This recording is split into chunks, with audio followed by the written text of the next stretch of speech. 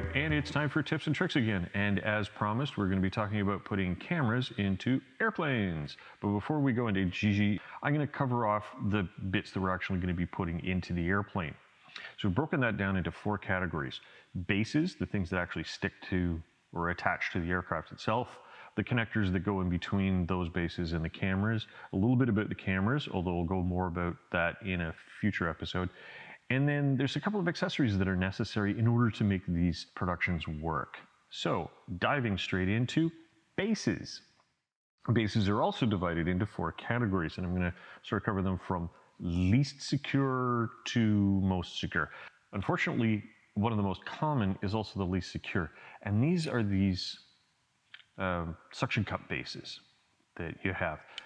The upside, of course, of them is that you can put them on any flat surface that's smooth enough, and you can also remove them when you're done. So if you're a renter or you don't own the aircraft, you're a professional pilot or so forth, and you're filming, these may be what you're stuck with. However, they will let go at some point. The second thing that's kind of annoying with them is that they're huge. Look at that. Look at the size of that thing. Yeah, right down there. Especially if you use a multiple, because you can have mounts that have 2 of these or 3 of these attached. Now they're really secure, great. But if you're putting this on your window, you're not gonna be able to see out the window when you're done with, putting 3 cameras or more. And the last thing about them is if you have an aircraft kind of like mine, the windshield, it's definitely very curved, and these don't stick to curved things. And the only other flat windows I have are sort of on the doors, and they're far enough back that it'll be a little annoying to use. So, yes, flexible, very useful, but unfortunately least secure and maybe problematic. So that brings us to sticky bases. Now these are the ones that generally come with the action cams that you're buying. And they usually come either flat like this or with some curve to them. And I don't know if I brought another one. Yeah, I got another one. That one's curved as well. And these are great because they're really, really, really, really sticky. And in fact, to the point where I put one of these flat ones on a plastic surface on the inside of the aircraft, a little bit of trim that was beside the window, thinking, oh, this is a great place to put it. So I put it on, put the camera on the mount and so forth, set it up, and then I sort of hit it with my elbow or something like this, and it fell off, and I was a little annoyed, thinking, that's pretty sticky. Turns out it pulled the paint off. Fortunately, the fix was just grab another one, put it there, and it's not coming off, I don't think, ever. The other thing about them is they're very tiny. These things can fit in places where obviously this big behemoth is not going to make it. So if you've got space on your dash, a little bit of open space, especially if you're going to be shooting the instrument cluster or something like that, these things can fit in where those won't. Really good. Now we're going to move on to the more secure types of bases. And they're basically clamps. Okay? So this is kind of a bicycle handlebar clamp or something like this. So you undo it, put the bar through, and this is the attachment for the action cam. But it comes in a bunch of different varieties. This one I happen to like, and I'll go into this in a little greater detail in the next section, is that's this ball. And that's a ram mount technology, and that allows for a whole bunch of other accessories to be added on and mixing, mashing. It gives you a lot of flexibility. But again, if you've got a headrest, you can put this on, or in the baby mouse here, it's got these wonderful little stanchion bars at the sides, and these things fit on really, really nicely. And we'll see that in a little bit. I've already got them mounted in. And the last category is actually, if you really want to make something really, really secure, is to actually start drilling holes and permanently fixing mounts to there. Here's an example of one in my aircraft. Now this one happened to have been installed by a previous owner, so I'm not going to take any responsibility for what it was, but it appears to be secure and it does function quite well. I run with my cell phone attached on that particular one. It's really nice. The downside, of course, is you're going to have your mechanic kind of sign off on this to make sure it's done safely, and it is permanent. So, it's only available if you actually own the aircraft. Okay, so that's the basis. The next thing we're going to go to is connectors, and there's an absolute zoo of these connectors that you can put on. And I'm just going to go over a couple. Now, the first one is the standard. Here's the close-up of it. This is the standard sort of GoPro base that you get. It's got the 2 tines. You slip it in the base. Too easy. just like that. Locks, push that down, and Bob's your uncle. The problem is that you don't have any choices here. Like you can mount the camera and then you can swivel it. In order to get motion in other directions, you're going to have to gang up a couple of arms. And we can do better than that, okay? And that's where this little guy comes in. So take a very good look at this little base here. It looks exactly the same, but it has this little swivel in here. I'm just going to try carefully. It's very stiff. As you can, it's very stiff. So you can turn it, as well as it has a little bit of angle flex, probably 15, 20 degrees. It's very stiff. It's very solid. So you don't have to worry about the camera flopping around, but this gives you an extra degree of freedom. Now, obviously, I have also ganged up one, and in this case, two extra arms on there, but that's because of how the particular cameras have to be located. You're going to get this probably for free. Go spend a couple of bucks, get this one. It's the one you want. For even more flexibility, we move into, as I mentioned before, RAM mounts. And RAM has this system where basically they have balls and these arms that connect them too.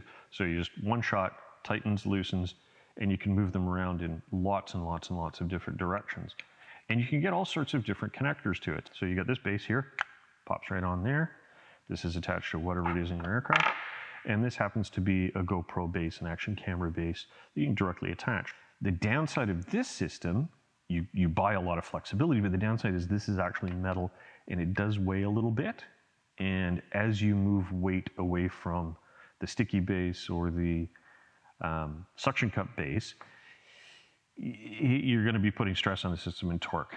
So you got to watch out for that. However, if you've got a permanently secured or a mount like this, you can put pretty much whatever you like. Eventually, if you get long enough and you gang these things up, you'll get a little bit of vibration, but that's about it. These things are just it. The next level of that, of course, is this. This is what I use for my cell phone.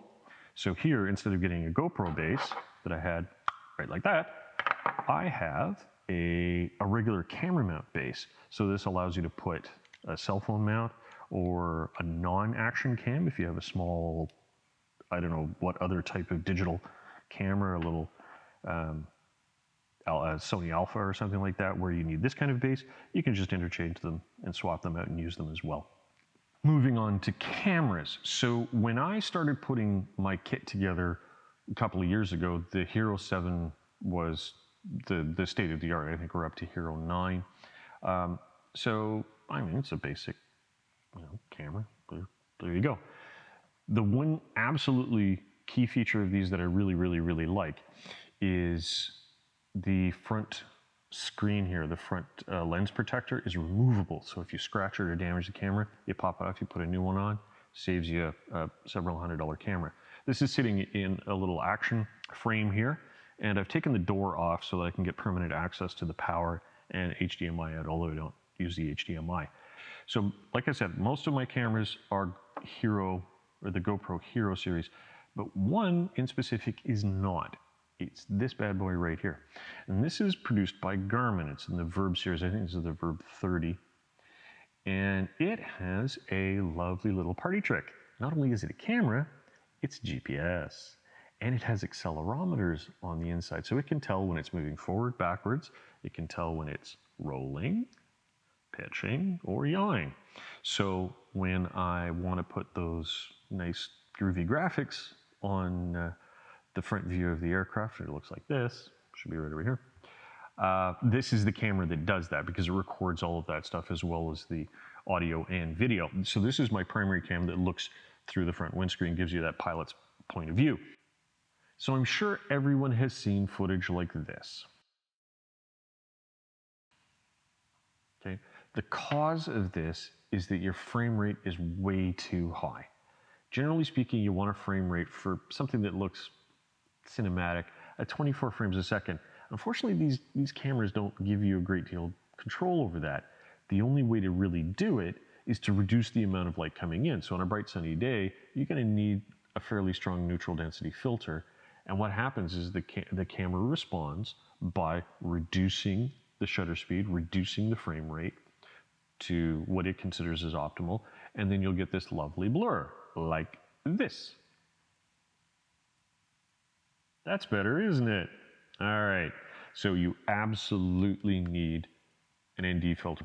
If you go to an aviation supply store, they'll probably call this a prop filter. It's exactly the same thing.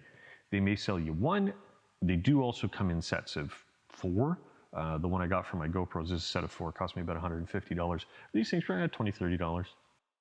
But they are absolutely indispensable if the propeller is going to be in view. Absolutely indispensable. I'll just show it here one more time. So it's just a very dark screen.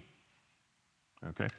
Now, a silly story for this particular one is that the only neutral density filters that they sell for this particular camera requires that it be sitting in this wonderful, waterproof, sporty, go anywhere action. I'm going to be just an action god kind of case. And while the waterproof feature is wonderful and all, these cameras all need power. Okay, you get about an hour's worth of time on them. So I had to cut a hole with the Dremel, you should see right there, to allow for a power cord to sit in there so that I could give it more than an hour's worth of filming time. So it's no longer waterproof. Oh dear. Okay, so this one is particularly good. It's the only off-brand one I have, or non-GoPro one I have, but it is just unbelievably useful. So you might want to pick up one of these things. Which brings us to accessories. Basically, there's 2 problems we have to solve for accessories: power and audio. So the power is probably the easiest thing to deal with. The first thing you're going to need is cables. And because these come when you buy them, you're going to have a bucket of these before you know it. And of course, every camera system uses a different connector, so you've got to have all 3. You know, USB-C, USB, the old micro, mini, whatever. And then of course you're going to have something on the other end to power these things, to connect the USB to. So there's always the good old cigarette lighter USB port. This one's a cheap, $10 or something like that. If you are doing a panel upgrade or have done one and have put those USB hubs in strategic locations, the 2 or the 4 USB ports, that's the answer. That's the solution. So if you're doing that right now, plan on putting a couple of USB hubs in. And if not, though, you're probably going to want to have a battery or 2. And just about any USB power battery will do. This is, a brick I bought at Staples, I think. It's just standard. You charge it up overnight, and it'll give you 5, 6, 8, 10 hours, whatever, of battery power. Or you can pick up something like this. There are these aftermarket batteries, and that's exactly the same camera that's in there, side by side. There we go. This one's recording. Hi, me. But it's wrapped in a battery pack. So there's a multi-cell battery in here, whatever. You pop this open, charge it up the way you normally would, and it will give you an extra 5 hours worth of battery life, which should be plenty. Everything comes with a downside, of course, and this is no different. This more than doubles the weight of the GoPro camera. So when you stick this on the end of an arm that's stuck on a suction cup or so forth, we can have problems. One of the other downsides is you can't run audio to this one because it's covered the connectors up. So if you want to run audio to your GoPros, well, the microphones are there and they're adequate as microphones go, but you're going to want to run intercom audio to your GoPro, and you do that with one of these. It's just a little dongle. This thing runs into the USB-C port, obviously, and in the other end, you have a similar USB port so you can run power to it, but you also have what's called a mini stereo jack. So you use a splitter out of your headphone jack, either one in use or one in the back, and you can run a line into here. This is a good solution, and it will work mostly. The one downside with it is that the GoPro doesn't give you a whole lot of control over volumes, and it's one of those trial and error until you get it right. Well, we can do just a little bit better than that if you've got a couple of extra $100 lying around. Yeah, we're pilots. Yeah, we like spending money. So what I'm going to show you right now is, this is the absolute solution if you really want to take it to a next level. This here is an audio recorder. This is actually what I'm recording this segment on. And what it has is 4 separate inputs, including line level, stereo if you want, or you can put individual microphones in here, whatever you want. It also includes 2 ambient mics built into the unit, but that doesn't really matter. But really what it is, you want to come around here, and in here there's a little line input that you can take straight from the intercom, and you can record it. And the good thing about this is that you can individually control the line inputs, and you got a very good status bar here to tell you exactly what your recording levels are. So, and you could plug in headphones actually to it and hear what it hears to make sure that everything sounds the way it should. And you can tuck this away in a pocket somewhere on your aircraft, or I think I've shown on another video that I put Velcro on the bottom of this and have it just sitting up on top of the dash. And it's easy to use, easy to monitor as I fly. You just got to remember to turn it on. Now we're going to jump into the plane and start putting the cameras where we want them to get the shots that we're looking for. Okay? See you in a bit. So of course, me being me, I forgot to mention one thing. So I covered the neutral density filter for getting the nice blurry prop, but I forgot there's one other filter that might be important in your camera placements. And it's this thing right here. This is a rotating polarizer. So if you're trying to take shots of the instrument cluster, you may get some reflection of sunlight as you're rotating the aircraft around. This is what helps get rid of that. And it takes a little bit of playing with in order to get it right. Also, if you have any digital instruments, the digital instruments are naturally polarized a certain way. So if you set up your camera in a particular position, you'll get a whole lot of black screen. If you put one of these on and rotate it around, you'll find a position where you can see the detail in those instruments the best, and it will get rid of a little bit of that flicker. Sorry I missed that. You're flying with Tom T. Tips and tricks. See you up there.